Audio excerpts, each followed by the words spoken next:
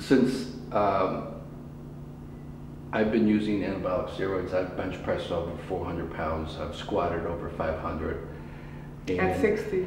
At 60, yes. And I've also deadlifted close to 600 pounds.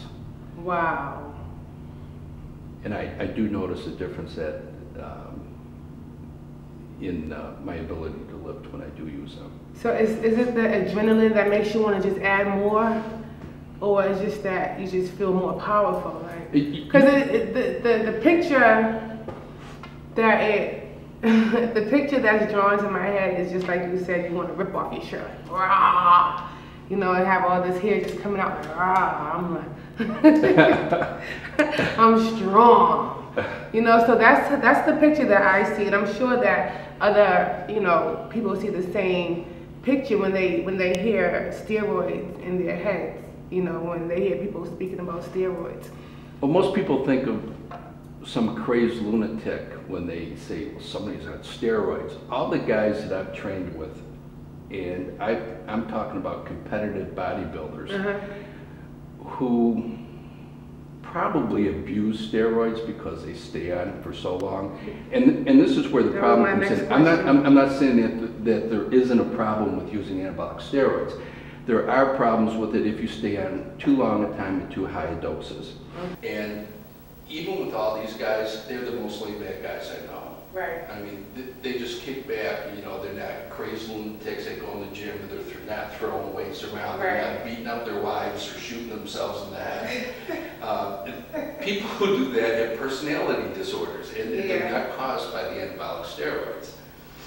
So they may want to fix it before they touch the steroid, right?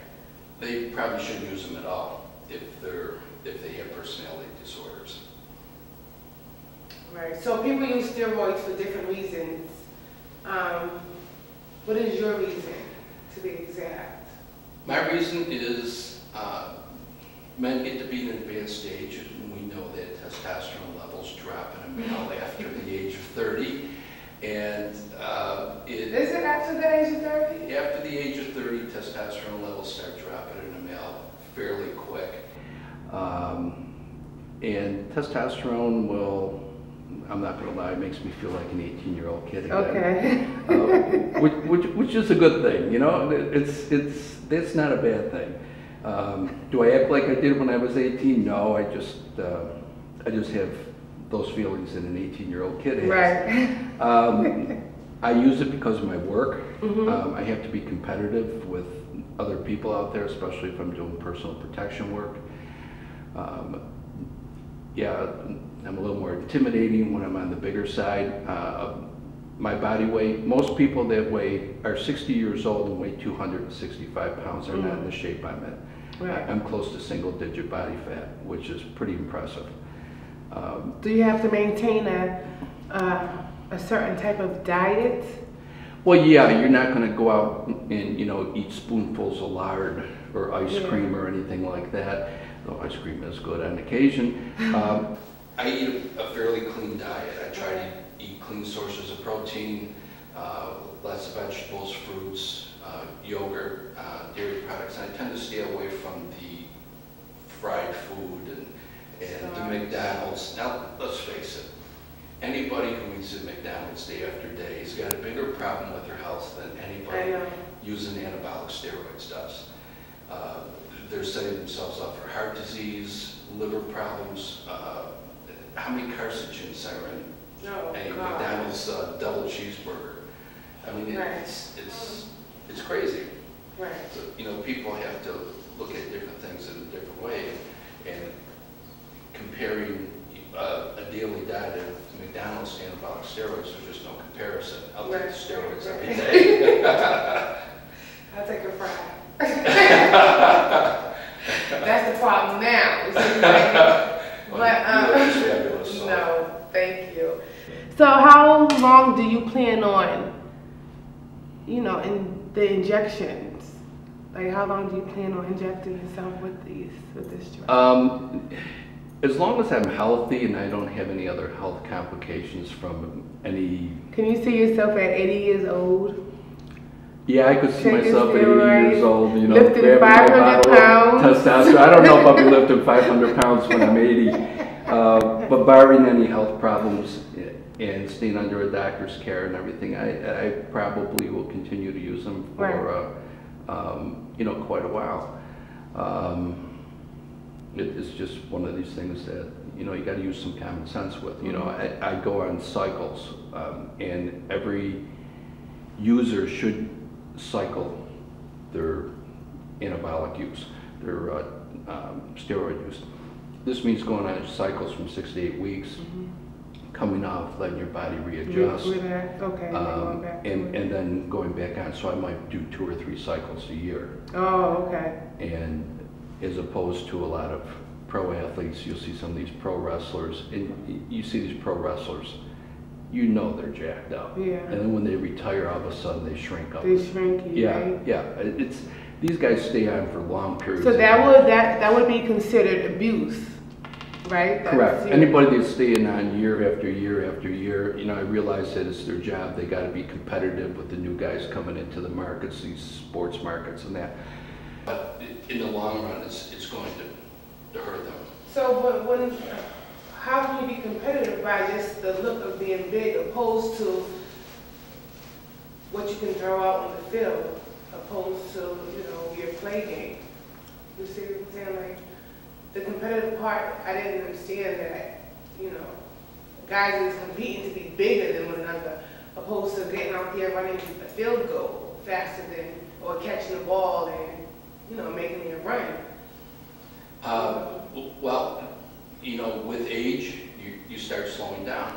You're not as competitive as these 21 and 22-year-old kids coming out there that are hungry for your first line. And they're out there too. Yeah, they're hungry for your first team position. Right. I have no problem with a professional athlete using sports enhancement drugs to keep themselves competitive. This is what we pay the big money for, to go to see a football game. We want to see this guy smashing through the front line and running for 20, 30 yards and scoring touchdowns or throwing the ball a little further or blocking somebody so they can't get to the quarterback. Right. This is what we're paying the money for. Right. So should we criticize these guys? Personally, I don't think so. Most of the sportscasters that are out there have no clue what they're talking about when they start talking about steroids. They feed the general public a bunch of nonsense, and they really don't know what they're talking about. Right. Well, are you aware of the negative effect with this drug? There can be negative effects, like I mentioned. Or does that happen with the overtime usage? It happens over well, it can happen with a very short period of time if you're using the wrong stuff and you're using too high doses and you're not coming off of it. Okay. Like dianabol, like I said, can be very rough on your liver. Mm-hmm. There are other drugs, steroids, that will actually help your liver heal. But I also have a list here of commonly used drugs. Okay. A top 150 drugs on the market compared to anabolic steroids. Anabolic steroids just squeaked in at 142 per out of 150 for emergency room visits. Acetaminophen, Tylenol. I mean, everybody uses Tylenol, but that resulted in almost 29,000 hospital visits. It ranked number 8 in dangerousness. Alcohol in combination with other drugs. Just recently, we saw Whitney Houston pass away using Xanax and alcohol. Right. And we've had discussions about that. Mm-hmm. That's another topic. That ranked number 1. Okay. Okay, alcohol in combination.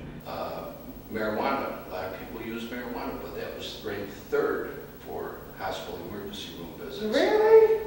Aspirin. Marijuana? Yeah. Marijuana? Marijuana, yes. Aspirin was 25th. And, you know, then you get into stuff like codeine. Codeine was 73 on the list. Okay. Caffeine, where do you think caffeine ended up for hospital room visits? Let me guess what I was looking. 20? you're not too far off it, ranked 59th. But caffeine, I mean, it's coffee. And a lot of people take caffeine supplements to give them extra energy and things like this. So maybe they're having a bad reaction from too much caffeine in the system. You know, caffeine is a stimulant. Hydrocodone ranked 51st. Morphine was 48th. Where are you getting this stuff from? Pardon? Where are you getting these facts from? I do a lot of research. Okay. This is something I wanted to say earlier and I forgot. Yeah.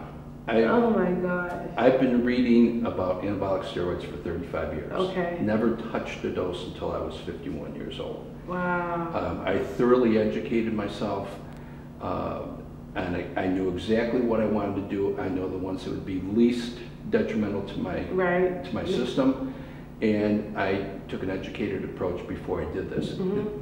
Kids, young kids, anyone under the age of 24 has no business touching an anabolic steroid. I know this is a question you probably wanted to ask.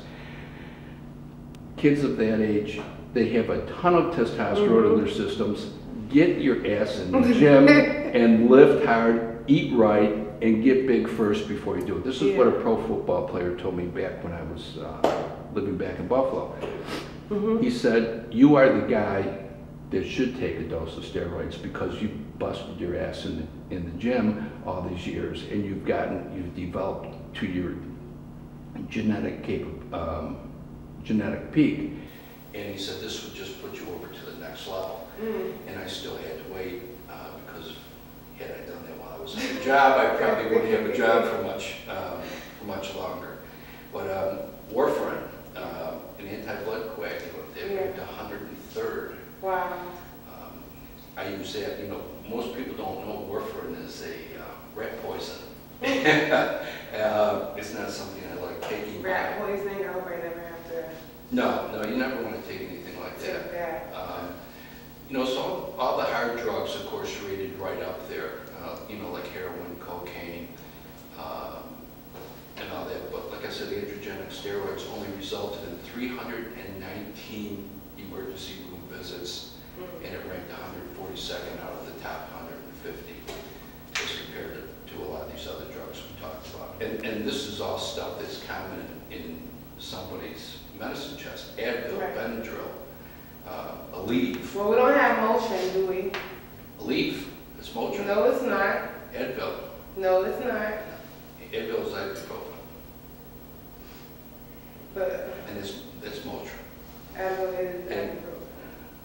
Yeah. Which is. And they ranked 14th for hospital room visits. Well, there you have it. The safeness of anabolic steroids.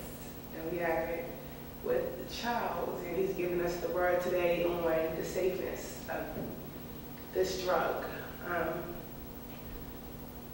It's sad to say that we already been up to our 30 minutes, you know, so. Went by quick? Yes, it's time to say goodbye. But before you go, I have something I'd like to give you. Okay. Okay, this is my appreciation for you coming to the show to talk about it. I was glad I could be here, and I hope that I was able to educate a few people today. I'm sure you have, because everybody's looking at this drug as it's, you know, we see it, we have a perception, like you said, the pro football players, you know, and all the athletes, wrestlers, you know, so we look at it as they're just trying to cheat, you know, to get their winnings. But there's pros, there's cons. Yes, there are, and it boils down to common sense. Right. And if you use common sense, you can use these drugs safely. Right. Well, there we have it. Gift person, my prize person. I would like to give you this. This is to show my appreciation. Thank you. That's for you. Thank you for coming to talk about it. And there you have it with Charles. And tune in next time. Let us talk about it.